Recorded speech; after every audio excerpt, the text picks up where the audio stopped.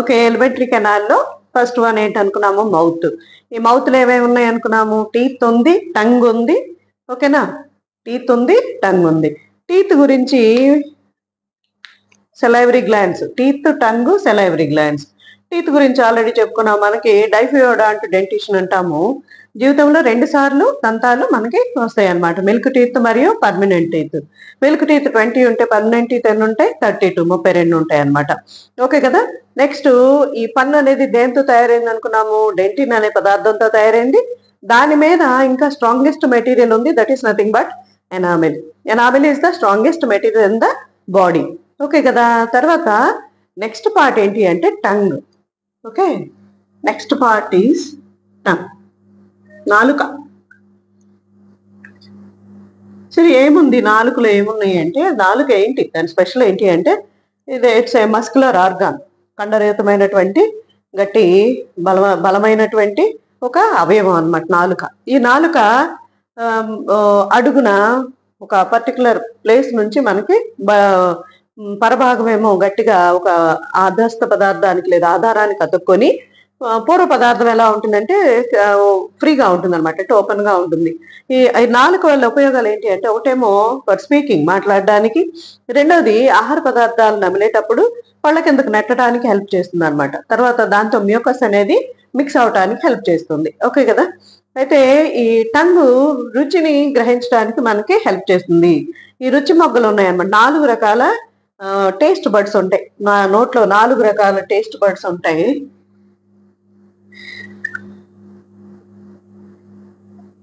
Okay, వాటిని papillae అంటాం, papillae. ఓకేనా? అవేంటి అంటే, the first one is fungiform papillae. Fungiform papillae. Second one, filiform papillae. Fungiform papillae, filiform papillae. Third one, circumvallate papillae.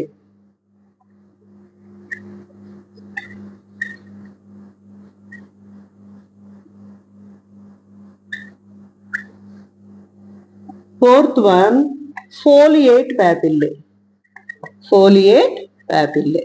4 రకాలైనటువంటి ప్యాపిల్లేలు ఉన్నాయి నాలుక మీద. అవేంటి అంటే, ఉన్న ప్లేసు డిఫరెంట్ ఏరియాస్ లో ఉన్నాయి. ఇవి fungiform papillae, filiform papillae, circumvallate papillae, foliate papillae. 3 F'లు ఉన్నాయి, ఒక C ఉంది. ఓకే, ఫస్ట్ వన్ ఏంటి అంటే ఫంగిఫార్మ్ ప్యాపిల్లే. ఫంగిఫార్మ్ ప్యాపిల్లే ఎక్కడ ఉంటుంది అంటే, ఈ నాలుక ముందు చివరిలో, నాలుక ముందు వరుసల్లో, తర్వాత సైడ్స్ అన్నమాట, ఈ ఏరియాస్. ఓకే, నాలుగు ఇలాగుంటే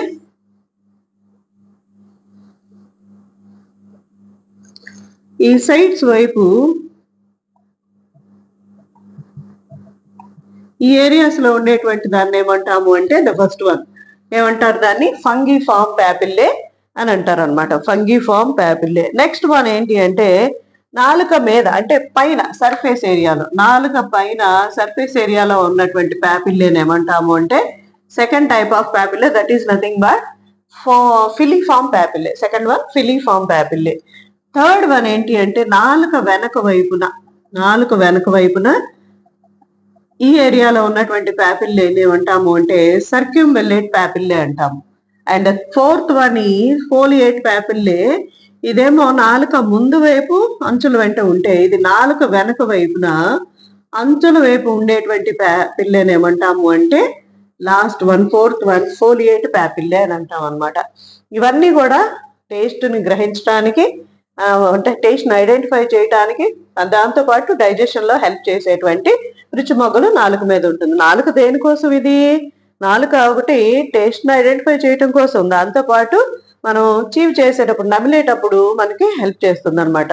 తర్వాత ఆహారాన్ని పళ్ళు కింద నెట్టడానికి, మింగడానికి కూడా హెల్ప్ చేసేటువంటి part of the elementary canal ఏంటి అంటే టంగ్ అనమాట. ఓకేనా? Next one, next important one. Okay, ఇంకో one more point about this. దీన్ని యూనివర్సల్ బ్రష్ అంటారు. ఏదేన్ని? యూనివర్సల్ టూత్ బ్రష్ అంటారు. టంగ్ ఏమంటాము అంటే ఇంటర్మీడియట్ బుక్ లో ఉంటుందన్నమాట, universal tooth brush. Universal tooth brush ఎవరు? నాలుక.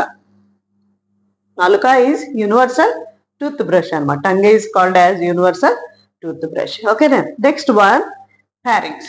Next part of the alimentary canal is pharynx. Okay, pharynx ని తెలుగులో ఏమంటాము అంటే గ్రసని.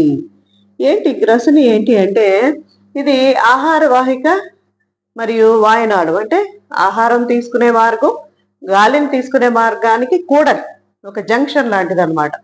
మనం గాలి గట్టిగా పీల్చినప్పుడు, మింగటానికి ట్రై చేసినప్పుడు ఏ పార్ట్లో అయితే అక్కడ టచ్ అవుతుందో ఆ గాలిని మనం ఇంటర్నల్ లేయర్స్, ముక్కు రంధ్రాలు, లోపల వైపు రంధ్రాలు ఉంటాయి కదా, ఆ రంధ్రాల దగ్గర ఫీల్ అయ్యే ప్లేస్ ఉంటుంది. ఆ ప్లేస్ ఏమంటాము అంటే pharynx, గ్రసని అంటాము. ఇది జస్ట్ ఇక్కడ ఎటువంటి డైజెషన్ జరగదు, కానీ ఇక్కడ నుంచి వెళ్ళిపోతుంది అనమాట. ఏం వెళ్తుంది? Next part of the elementary canal కి వెళ్తుంది అనమాట. ఓకేనా? దీన్ని గ్రసని లేదా pharynx అంటారు. ఈ గ్రసని ఎండింగ్ లో లోపల అక్కడ 2 ట్యూబులుగా విడిపోతాయి అనమాట. 2 ట్యూబులు స్టార్ట్ అవుతాయి. ఆ 2 ట్యూబులు ఒకటేమో ట్రాకియా ఉంటుంది, రెండోదేమో ఫుడ్ పైప్ ఉంటుంది, దాన్ని ఈసోఫాగస్ అంటాము. ఇక్కడ ఒక పర్టికులర్ ఫ్లాప్ లైక్ స్ట్రక్చర్ ఉంటుంది ఇక్కడ ఈ ఏరియాలో. ఆ ఫ్లాప్ లైక్ స్ట్రక్చర్ ఏమంటాము అంటే ఎపిగ్లాటిస్ అంటాం అనమాట. ఎపిగ్లాటిస్. ఈ ఎపిగ్లాటిస్ ఏంటి అంటే it is a flop like structure. It controls the entry of food and air. ఓకేనా? మనం మింగినప్పుడు, ఆహారం మింగినప్పుడు శ్వాసనాళాన్ని అంటే ట్రాకియాని క్లోజ్ చేస్తుంది, గాలి పీల్చుకున్నప్పుడు ఆహార వాహికను క్లోజ్ చేస్తుంది అనమాట. ఓకేనా? It is under the control of brain. whenever we swallow the food, we eat food, if you think other things, if you try to talk unnecessary things, that time you feel something choking. దాని ఏమంటాం? పొల మారింది అంటాం కదా ఆహారం తినేటప్పుడు. పెద్దవాళ్ళు ఏం చెప్తారు? ఆహారం తినేటప్పుడు మాట్లాడకూడదు, ఆలోచించకూడదు, కాన్సన్ట్రేట్ చేసి తినమంటారు. ఎందుకు అంటే మనం అది బ్రెయిన్ కంట్రోల్లో ఉంటుంది. ఇది తినేటప్పుడు, మింగేటప్పుడు మనం వేరే ఆలోచనలు చేసిన, వేరే వాటిని గురించి మాట్లాడడానికి ట్రై చేసిన ఏమవుతుంది అంటే అది బ్రెయిన్ కంట్రోల్ తప్పుతుంది అనమాట. అంటే ఆహారం మింగేటప్పుడు అది క్లోజ్ చేయటం, ట్రాకియాని క్లోజ్ చేయటం మర్చిపోతుంది. ఆ మర్చిపోయినప్పుడు ఏమవుతుంది? ఆహార పార్టికల్స్ కానీ, వాటర్ కానీ, డ్రాప్స్ కానీ, చిన్న చిన్న పార్టికల్స్ అటు వెళ్ళడానికి ట్రై చేసినప్పుడు అది బయటకు వస్తుంది అనమాట. మనం చోకింగ్ అంటాం, పొలమారింది అంటాము. అది బయటకు వచ్చేంత వరకు దగ్గుతానే ఉంటాము. చిన్నపిల్లల్లో ఇది చాలా ప్రమాదకరమైనటువంటి ఆస్పెక్ట్ అనమాట. ఓకే కదా? ఎందుకని భోజనం చేసేటప్పుడు మాట్లాడకూడదు, ఎక్కువ వేరే ఆలోచనలు చేయకూడదు. ఇది అందరికీ కూడా ఎక్స్పీరియన్స్ అనమాట. దాన్ని ఎపిగ్లాటిస్ అని అంటాం. Next part of the elementary canal. What is the next part of the elementary canal? Is, ఓకేనా, టంగ్ తర్వాత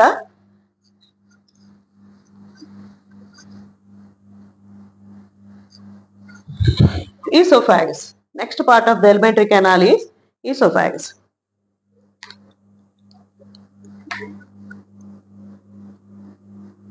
ఈసోఫాగస్ ఆహార వాహిక అంటారు. ఈసోఫాగస్ ఏంటి అంటే ఇది పొడవైన గొట్టం లాంటి నిర్మాణం. ఇది గ్రసని నుంచి, గ్రసని ఎండ్ పార్ట్, పోస్టీరియర్ పార్ట్ నుంచి స్టార్ట్ అయ్యి ఇది చెస్ట్ రీజియన్, థొరాకిక్ క్యావిటీ అంటారు, అక్కడి నుంచి డయాఫ్రమ్ ను దాటి నియర్ టు ద స్టమక్ వరకు కొనసాగేటువంటి ఒక పైప్ లాంటిది, ఒక గొట్టం లాంటి నిర్మాణాన్ని ఏమంటాము అంటే ఈసోఫాగస్ అంటాము. ఈసోఫాగస్ లో ఏంటి అంటే ఇది ఒక 2 రకాల మజిల్స్ తో ఇది ఉంటుందన్నమాట. లాంగిట్యూడినల్ మజిల్స్, సర్క్యులర్ మజిల్స్ అనేటువంటి 2 మజిల్స్ అనమాట. Longitudinal muscles. రెండోది లాంగిట్యూడినల్ మజిల్స్ అంటే ఇలాగ ఉంటాయి, సర్క్యులర్ మజిల్స్ అంటే ఇలా ఉంటాయి అన్నమాట. వాటిని సర్క్యులర్ మజిల్స్. ఇవేం చేస్తాయి అంటే contraction, relaxation of these 2 muscles. Longitudinal muscles, circular muscles ఏమవుతాయి అంటే కాంట్రాక్ట్ అవుతా, రిలాక్స్ అవుతా, కాంట్రాక్ట్ అవుతా, రిలాక్స్ అవుతా ఉండటం వల్ల ఏమవుతుందంటే ఆహారం కిందకి జారుతుంది అనమాట. ఇది ఎలా, ఈ మూమెంట్ ఎలా ఉంటుందంటే it's like a wave. A wave-like structure, this wave-like structure of food in the esophagus is nothing but peristalsis. What is that? Peristalsis. Peristalsis అని అంటాం. మరి ఎట్లా మనం వరి పొలంలో ఇలాగా వేవ్స్ చూస్తాం కదా, గాలి వచ్చినప్పుడు ఇలాంటి వేవ్స్. ఈ ఫుడ్ లో longitudinal muscle, circular muscle, longitudinal muscle, circular muscle, longitudinal muscle, అవేం చేస్తాయి? కాంట్రాక్షన్ రిలాక్సేషన్ అయినప్పుడు ఆహారం నెమ్మదిగా జారుతుంది. అయితే ఇక్కడ ఆహారం నెమ్మదిగా జారటానికి నోట్లో తయారైనటువంటి మ్యూకస్ కూడా హెల్ప్ చేస్తుంది అనమాట. సులువుగా స్లిప్పరీగా ఉండటం కోసం హెల్ప్ చేస్తుంది. ఇది ఈసోఫాగస్ గురించి అనమాట. Next part of the elementary canal. Oesophagus తర్వాత ఎలిమెంటరీ కెనాల్ ఏంటి అంటే స్టమక్. జస్ట్ పార్ట్స్ నేర్చుకుంటున్నాం, అక్కడ ఎలాంటి ఫుడ్ డైజెషన్ జరుగుతుందో నేర్చుకోలేదు మనం, ఇంకా ప్రాసెస్కి రాలేదన్నమాట. స్టమక్ ఇదేంటి అంటే ఇట్స్ ఏ జే షేప్. ఓకేనా? జే షేప్ లో ఉండేటువంటి ఒక బ్యాగ్ లైక్ స్ట్రక్చర్. ఇది ఒక బ్యాగ్ లాగా ఉంటుంది. ఇది జే షేప్ లో ఉంటుంది, లైన్డ్ బై ఎపిథీలియల్ సెల్స్ అనమాట. ఎపిథీలియల్ సెల్స్ వెనకాల ఏముంటాయి అంటే గ్లాండ్స్ ఉంటాయి, గ్యాస్ట్రిక్ గ్లాండ్స్ అంటారు. ఇక్కడ ఫుడ్ కొంత టైం స్టోర్ అవుతుంది. ఓకేనా? ఇక్కడ ఫుడ్ కొంత టైం స్టోర్ అవుతుంది. నోట్లో కొంత డైజెషన్ అవుతుంది, స్టమక్ లో కొంత డైజెషన్ అవుతుంది. Remaining digestion takes place in the small intestine. ఓకేనా? ఇదేంటిది? స్టమక్ అనమాట. Lined by epithelial cells. Inside the epithelial cells some glands are present. That glands are called as gastric glands. ఆ glands ఏమంటాము? Gastric glands అంటారు. Gastric glands దేన్ని secrete చేస్తున్నాయి? Gastric juice ని secrete చేస్తున్నాయి. అందులో కొన్ని రకాల ఎంజైమ్స్ ఉన్నాయన్నమాట, కొన్ని రకాల సబ్స్టెన్సెస్ ఉన్నాయి, అవి డైజెషన్ కి హెల్ప్ చేస్తాయి. ఇంకా ప్రాసెస్ లోకి వెళ్ళలేదు, డెఫినేషన్ కూడా ఇంకా రాలేదన్నమాట.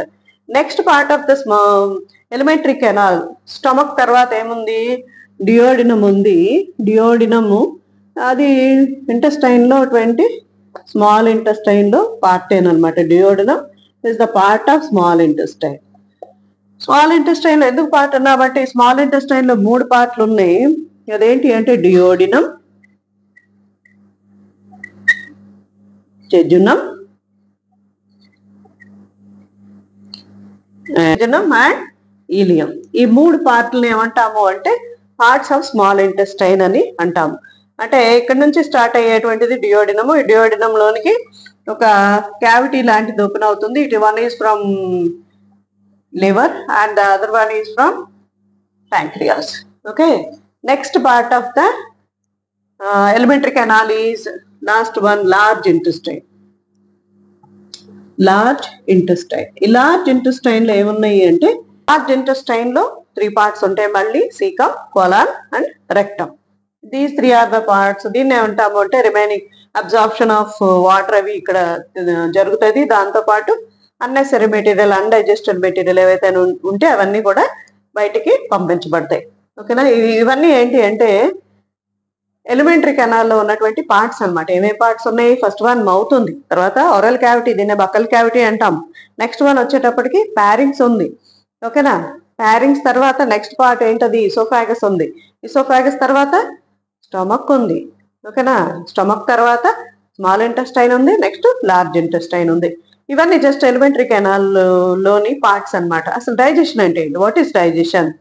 The process of break down of complex substances or complex food substances into small absorbable substances is nothing but digestion. Digestion అంటే ఏంటి? సంక్లిష్టమైనటువంటి ఆహార పదార్థాలు సరళమైన శోషణ చెందగలిగినటువంటి సూక్ష్మ పదార్థాలుగా మార్చగలిగేటువంటి లేదా మారగలిగేటువంటి ప్రక్రియను ఏమంటాము అంటే డైజెషన్, జీర్ణక్రియ అని అంటాం అనమాట. ఈ డైజెషన్ లో ఏమేమి ఉన్నాయి అంటే పార్ట్స్ ఉన్నాయి, దాంతోపాటు యాక్సెసరీ గ్లాండ్స్ ఉన్నాయి, దానికి సంబంధించినటువంటి గ్రంథులు ఉన్నాయి. ఆ గ్రంథులు రకరకాల డైజెస్టివ్ జ్యూస్లను రెడీ చేస్తాయి అనమాట, తయారు చేస్తాయి. ఆ జ్యూస్లు ఏంటో చూద్దాం. మొత్తం 5 రకాల జ్యూస్లు వస్తాయి అనమాట. 5 రకాల జ్యూస్లు తయారవుతాయి. ఇవి డైజెషన్ ఆఫ్ ఫుడ్ సబ్స్టెన్సెస్ కి హెల్ప్ చేస్తాయి. ఏమేమి డైజెషన్ జరుగుతుంది? ఇన్ జనరల్ గా మనం ఏం చెప్పుకుంటాము? కార్బోహైడ్రేట్స్ చెప్తాం, ప్రోటీన్స్ చెప్తాం, లిపిడ్స్ చెప్తాం. ఈ 3 డైజెస్ట్ అవడానికి రకరకాల ఎంజైమ్స్ రకరకాల ఏరియాలు అంటే మౌత్ నుంచి స్మాల్ ఇంటెస్టైన్ వరకు కూడా ఈ రకరకాల ఎంజైమ్స్ హెల్ప్ చేస్తాయి అన్నమాట. అవేంటో చూద్దాం. The first one digestion in the mouth, నోట్లో జరిగేటువంటి జీర్ణక్రియ. The first one is digestion in the mouth. Digestion in the mouth. Mouth లో, నోట్లో డైజెషన్ ఎట్లా జరుగుతుంది? ఆహారం మనం తీసుకున్న తర్వాత ఈ దంతాల సహాయంతో మెత్తగా నమలబడుతుంది. నమలబడిన తర్వాత దాంతో mucus lined by the mouth, the mucus glands lined by the mouth అంటే ఎపిథీలియల్ సెల్స్ మధ్యలో మ్యూకస్ గ్లాండ్స్ ఉంటాయి. ఆ మ్యూకస్ గ్లాండ్స్ మ్యూకస్ ని సెక్రెట్ చేస్తాయి. ఈ మ్యూకస్ ఆహారంతో కలిసి బాగా నమలబడుతుంది. ఈ నమలబడిన తర్వాత సెలైవా వచ్చి దాంతో మిక్స్ అవుతుంది. ఇలా సెలైవాతో కొద్దిగా నమలబడినటువంటి మ్యూకస్ కలిసినటువంటి ఆహారాన్ని ఫుడ్ ఏమంటాము కడ్ అంటాం. నోట్లో ఆహారాన్ని కడ్ అని అంటాం అనమాట. సరే, ఇక్కడ ఏమున్నాయి మౌత్ లో అంటే సెలైవరీ గ్లాండ్స్ ఉన్నాయి. సెలైవరీ గ్లాండ్స్ నేనేం చెప్పాను, 5 జ్యూసులు ఉన్నాయన్నాను కదా, 5 types ఆఫ్ జ్యూసెస్ అన్నాను కదా. Salivary glands they secretes saliva.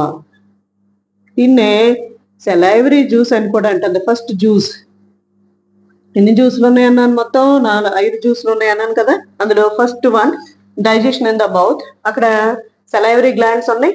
Saliva అనేటువంటి లేదా సెలైవా జ్యూస్ ని తయారు చేస్తుంది. సెలైవరీ గ్లాండ్స్ ఎన్ని ఉన్నాయంటే there are 3 pairs of salivary glands in the mouth. ఓకేనా? ఏంటవి? Parotid glands, submaxillary glands, next one sublingual glands. ఓకేనా? పెరోటిడ్ గ్లాండ్స్ చెంపల పక్కన అటు ఇటు మనకి మమ్స్ అది వస్తుంది కదా, దాన్ని ఏమంటాం, మీజిల్స్, మమ్స్, గవదబిళ్ళలు వస్తాయి కదా, ఆ గ్లాండ్స్ లో ప్రాబ్లం రావటం వల్ల, దానికి వైరస్ రావడం వల్ల అనమాట. Parotid glands, submaxillary glands, sublingual glands అన్నమాట. ఈ 3 గ్లాండ్స్ దేన్ని సెక్రెట్ చేస్తున్నాయి అంటే they secrete a juice called salivary juice. Okay, what the contents of the salivary juice? ఈ సెలైవాలో ఏమేమి ఉన్నాయి అంటే the first one saliva, it contains mucus. Saliva contains mucus. Next one, it contains trialin. It is also called as salivary amylase. Trialin is also called as salivary amylase. Okay, now next one, third one, it is also contains one more substance, that is nothing but lysozyme.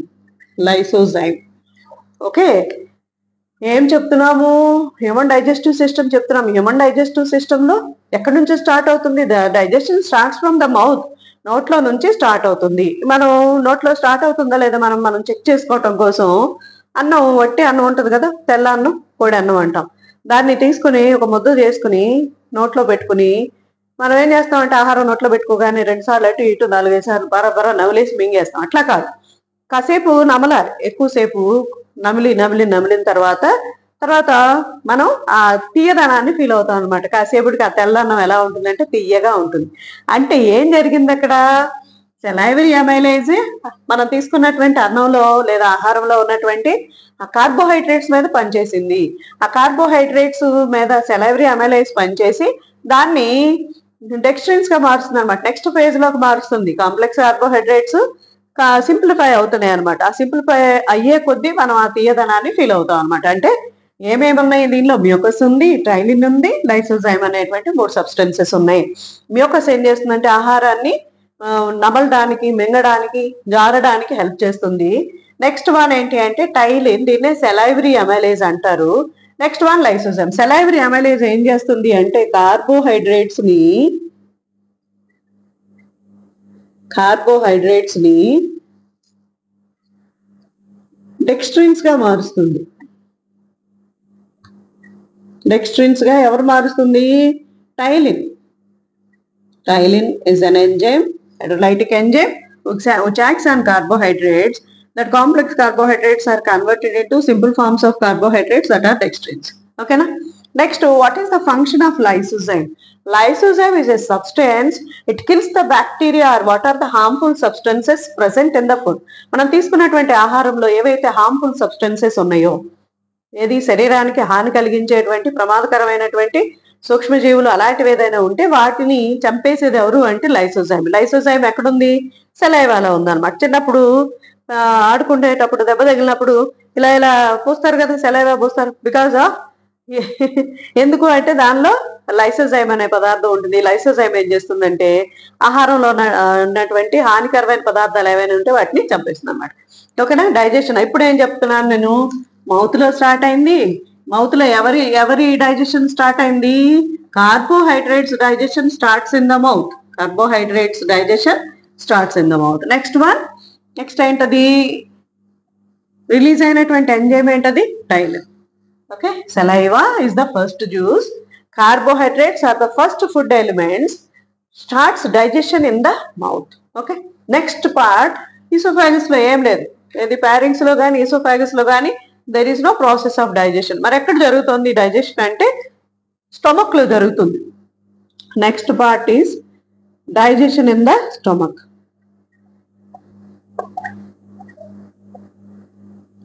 Digestion in stomach అని రాసుకోవచ్చు. Digestion in stomach. సరే, stomach అంటే అనుకున్నాం కదా, జే shape లో ఉంటుంది, bag like structure. ఓకేనా? ఇది ఫుడ్ ని కాస్త స్టోర్ చేస్తుంది. ఆ పై నుంచి ఈసోఫాగస్ నుంచి అక్కడ ఒక పైలో స్ప్లించర్ ఉంటుంది అనమాట. ఆ స్ప్లించర్ అదొక కవాటం లాంటిది. ఆహారం ఈసోఫాగస్ నుంచి కొంచెం కొంచెంగా వచ్చి ఎక్కడికి చేరుతుంది? బ్యాగ్ లోకి చేరుతుంది. Bag is nothing but stomach. ఈ స్టమక్ లో 3 రకాల కార్డియాక్, ఫండిక్, పైలోరిక్ అనే 3 పార్ట్లు ఉంటాయి అన్నమాట. ఏమేమి ఉన్నాయి? Cardiac area, fundic area, pyloric area. Cardiac stomach, fundic stomach, pyloric stomach. ఓకేనా? సరే, ఏంటిది? కార్డియాక్ స్టమక్ నుంచి ఏమి రిలీజ్ అవుతాయి? కార్డియాక్ స్టమక్ అంటే ఆ ఏరియాలో ఉన్నటువంటి ఆ గ్యాస్ట్రిక్ గ్లాండ్స్ ఏమున్నాయి? స్టమక్ లో గ్యాస్ట్రిక్ గ్లాండ్స్ ఉన్నాయి, చెప్పాను ఆల్రెడీ. ఇక్కడ ఒక మ్యూకస్ అది ఎపిథీలియల్ సెల్స్ ఉంటాయి. ఎపిథీలియల్ సెల్స్ వెనక అక్కడక్కడ గ్లాండ్స్ ఉంటాయి. ఆ గ్లాండ్స్ నే ఏమంటాము అంటే గ్యాస్ట్రిక్ గ్లాండ్స్ అంటారు. ఈ గ్యాస్ట్రిక్ గ్లాండ్స్ ఏం చేస్తాయి అంటే 3 ఏరియాలు అన్నాం కదా. ఫస్ట్ ఏరియా ఏంటది? Cardiac area. ఈ కార్డియాక్ ఏరియాలో ఈ గ్యాస్ట్రిక్ గ్లాండ్స్ దేన్ని సెక్రెట్ చేస్తాయి అంటే మ్యూకస్ ని సెక్రెట్ చేస్తాయి. Mucus is very important for the digestion of food substances. Second part is fundic part. What is that? Fundic part. ఈ ఫండిక్ పార్ట్ ఏం సెక్రెట్ చేస్తుందంటే it also secretes mucus along with a hormone called gastrin. Okay na? Some hormones participates in the process of digestion. అందులో first one ఏంటి అంటే gastrin. అర్థమైంది కదా? Second part ఏంటి? Fundic reason of the stomach. అందులో నుంచి ఆ గ్యాస్ట్రిక్ గ్లాండ్స్ దేని సెక్రెట్ చేస్తున్నాయి? మ్యూకస్ ని సెక్రెట్ చేస్తున్నాయి. దాంతో పాటు గ్యాస్ట్రిన్ అనేటువంటి హార్మోన్ ని సెక్రెట్ చేస్తున్నాయి. Third part is pyloric part. What is that? Pyloric part. ఈ పైలోరిక్ పార్ట్ దేని సెక్రెట్ చేస్తున్నాయి అంటే ఇక్కడ 2 రకాల కణాలు ఉంటాయి అన్నమాట. ఒకటేమో చీఫ్ సెల్స్ అంటారు, పెప్టిక్ చీఫ్ సెల్స్ అని అంటారు. Pyloric region of the stomach. ఇక్కడ లైన్డ్ బై గ్యాస్ట్రిక్ సెల్స్ ఏమేమి ఉన్నాయంటే ఈ గ్లాండ్స్ లో 2 రకాల సెల్స్ ఉన్నాయి. పెప్టిక్ సెల్స్, వాటిని చీఫ్ సెల్స్ అంటారు. రెండోది ఆక్సెంటిక్ సెల్స్ అన్నమాట. ఈ పెప్టిక్ సెల్స్ దేన్ని సెక్రెట్ చేస్తాయి అంటే ఈ పెప్టిక్ సెల్స్ ప్రో ఎంజైమ్స్ ని సెక్రెట్ చేస్తాయి. ఏంటవి? Pro enzymes. ఓకే, స్టమక్ లో ఏమనుకున్నా 3 ఏరియాలు ఉన్నాయి. ఈ జే షేప్ లో ఉండేటువంటి బ్యాగ్ లైక్ స్ట్రక్చర్. ఓకేనా? ఇక్కడ lined by epithelial cells. Back of the epithelial cells gastric glands are present. ఈ గ్యాస్ట్రిక్ గ్లాండ్స్ ఏరియాలో అసలు ఈ జే షేప్డ్ స్ట్రక్చర్ ని 3 రకాలుగా విడగొడతాము. అదేంటి అంటే first the cardiac region, second one fundic region. Cardiac region, fundic region. మూడోది pyloric region. Cardiac, fundic, pyloric. ఈ కార్డియాక్ రీజియన్ నుంచి ఏం రిలీజ్ అవుతుంది అంటే సెక్రెట్స్ మ్యూకస్. స్టమక్ లో జరిగేటువంటి డైజెషన్ గురించి నేర్చుకుంటున్నాం. It is a bag like structure. అది బ్యాగ్ లాగా ఉంటుంది, జే షేప్ లో ఉండేటువంటి స్ట్రక్చర్. ఈసోఫాగస్ లో ఏమున్నాయి? స్ప్లించర్స్ ఉన్నాయి, కవాటాలు లాంటి నిర్మాణాలు ఉన్నాయి. అవేం చేస్తాయి అంటే ఆహారాన్ని కొంచెం కొంచెంగా బ్యాగ్ లోకి అంటే జే షేప్డ్ స్టమక్ లోకి రిలీజ్ చేస్తాయి. అక్కడికి వెళ్ళాక ఆహారం నిల్వ ఉంటుందని చెప్పాను. అక్కడ ఏమవుతుంది? ఆ స్టమక్ వాల్స్ లో గ్యాస్ట్రిక్ గ్లాండ్స్ ఉన్నాయి. ఈ స్టమక్ ఆ ఏరియాను బట్టి 3 పార్ట్లుగా విడగొట్టాం. ఫస్ట్ వన్ ఏంటి అంటే cardiac part, second one fundic part, third one pyloric part. Cardiac part ఏం సెక్రెట్ చేస్తుంది? The cardiac part it secretes mucus, శ్లేష్మ పదార్థాన్ని సెక్రెట్ చేస్తుంది. సెకండ్ పార్ట్ ఏంటి అంటే ఫండిక్ పార్ట్. ఈ ఫండిక్ పార్ట్ శ్లేష్మ పదార్థంతో పాటు ఒక హార్మోన్ ని కూడా సెక్రెట్ చేస్తుంది. ఆ హార్మోన్ ఏంటి అంటే గ్యాస్ట్రిన్ అన్నమాట. ఫండిక్ పార్ట్ దేని సెక్రెట్ చేస్తుంది? మ్యూకస్ ప్లస్ గ్యాస్ట్రిన్ అనేటువంటి hormone. Third part is pyloric part. ఈ పైలోరిక్ పార్ట్ లో మళ్ళీ it is divided into 2 parts. అంటే 2 రకాల కణాలు ఉంటాయి. ఒకటేమో పెప్టిక్, వీటినే చీఫ్ సెల్స్ అంటారు. 2 రకాల కణాలు ఉన్నాయి అక్కడ, చీఫ్ సెల్స్ అంటారు. రెండోది ఆక్సెంటిక్ సెల్స్. ఆక్సెంటిక్ సెల్స్ ఈ పెప్టిక్ సెల్స్ ప్రో ఎంజైమ్స్ ని సెక్రెట్ చేస్తే, ఆక్సెంటిక్ సెల్స్ హైడ్రోక్లోరిక్ యాసిడ్ ని సెక్రెట్ చేస్తాయి అన్నమాట. ఓకే కదా? సరే, first one, what are the pro enzymes released in the stomach by gastric glands? ఆ ప్రో ఎంజైమ్స్ ఏంటి అంటే, what are the pro enzymes? ఆ ప్రో ఎంజైమ్స్ ఏంటి అంటే, ఫస్ట్ వన్ ఏంటి అంటే పెప్సినోజెన్. రెండోది ప్రోరెనిన్. పెప్సినోజెన్, ప్రోరెనిన్ రెండు కూడా ఇనాక్టివ్ ఎంజైమ్స్ అన్నమాట. ఈ రెండు కూడా ఇనాక్టివ్ ఎంజైమ్స్. ఈ రెండు యాక్టివేట్ అవుతాయి. ఎవరి వల్ల యాక్టివేట్ అవుతాయి అంటే హెచ్సిఎల్ వల్ల. ఈ ప్రో ఎంజైమ్స్ ఏవైతే ఉన్నాయో అవి యాక్టివేట్ అవి ఎంజైమ్స్ గా మారుతాయి అన్నమాట. Pepsinogen is converted into pepsin by HCl. Second one prorenin is also converts into renin by HCl. ఈ రెండు వేటి మీద వర్క్ చేస్తాయి? పెప్సిన్ దేని మీద వర్క్ చేస్తుంది? రెనిన్ దేని మీద వర్క్ చేస్తుంది? ఈ రెండు, పెప్సిన్ అనేది వేటి మీద పనిచేస్తుంది అంటే it works on the proteins. ఇది అందరిలో ఉండేటువంటి నార్మల్ ఎంజైమ్ అన్నమాట. రెనిన్ అనేది ఏంటి అంటే ఇది చిన్నపిల్లల్లో ఉంటుంది. ఇది మిల్క్ ప్రోటీన్ మీద పనిచేస్తుంది అన్నమాట. రెనిన్ అనేది మిల్క్ ప్రోటీన్ మీద పనిచేస్తుంది. అందుకని పిల్లలు పాలు ఎక్కువ తాగినా కూడా డైజెస్ట్ అవడానికి కారణం ఏంటి అంటే రెనిన్ ఉంటుంది అనమాట. మళ్ళీ చూడండి, స్టొమక్ లో 3 రీజన్స్ నుంచి మ్యూకస్, గ్యాస్ట్రిన్, తర్వాత ప్రో ఎంజైమ్స్, హెచ్సిఎల్ రిలీజ్ అవుతుంది. అంటే మెయిన్ పదార్థాలు ఏం చెప్పుకుంటాం దీనిలో? ఎంజైమ్స్, ప్రో ఎంజైమ్స్ లేదా వాటిని ఎంజైమ్స్, హెచ్సిఎల్, మ్యూకస్, ఈ 4 పదార్థాలు రిలీజ్ అవుతాయి అని చెప్పుకున్నాం. అంటే 2 ఎంజైమ్స్, హెచ్సిఎల్, దాంతో పాటు ఒక మ్యూకస్ అనేది చాలా ఇంపార్టెంట్ కదా. ఓకే, ఏం జరిగింది ఇక్కడ? ప్రో ఎంజైమ్స్ ఇన్యాక్టివ్ ఫామ్ లో, అంటే దాన్ని ఏమంటాము అంటే యాక్టివ్ గాని ఉత్తేజంగా లేని స్థితిలో అవి రిలీజ్ అవుతాయి. యాక్టివ్ గా లేవన్నమాట. అవి పెప్సినోజెన్, ప్రోరెనిన్ అనేటువంటి 2 ఎంజైమ్స్. పెప్సినోజెన్, ప్రోరెనిన్ ఈ రెండు కూడా ఈ హెచ్సిఎల్ వల్ల ఏమవుతాయి? పెప్సినోజెన్ కాస్త పెప్సిన్ గా మారుతుంది, ప్రోరెనిన్ కాస్త రెనిన్ గా మారుతుంది అనమాట. సరే, ఈ పెప్సిన్ ఎవరి మీద పనిచేస్తుంది అంటే ప్రోటీన్స్ మీద, మరి రెనిన్ ఏమో మిల్క్ ప్రోటీన్స్ మీద పనిచేస్తుంది. ఇవి ఎలా మారుతాయి అంటే proteins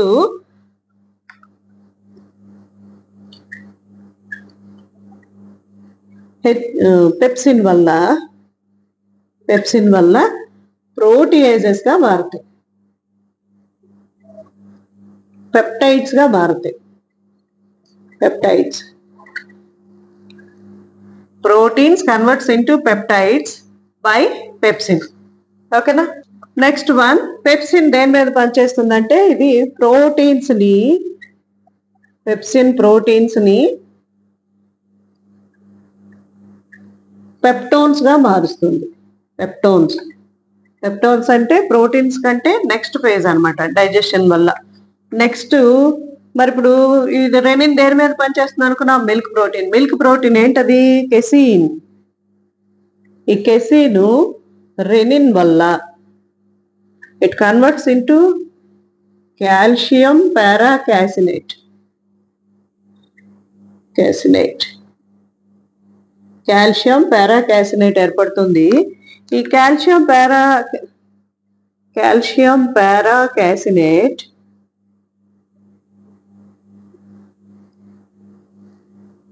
by the action of renin converts into peptones. Final గా ఏంటి అంటే స్టమక్ లో డైజెషన్, నోట్లోనేమో కార్బోహైడ్రేట్స్ డైజెషన్ జరిగితే స్టమక్ లో ప్రోటీన్స్ డైజెషన్ జరుగుతుంది అనమాట. స్టమక్ లో ప్రోటీన్స్ డైజెషన్ అనేది జరుగుతుంది.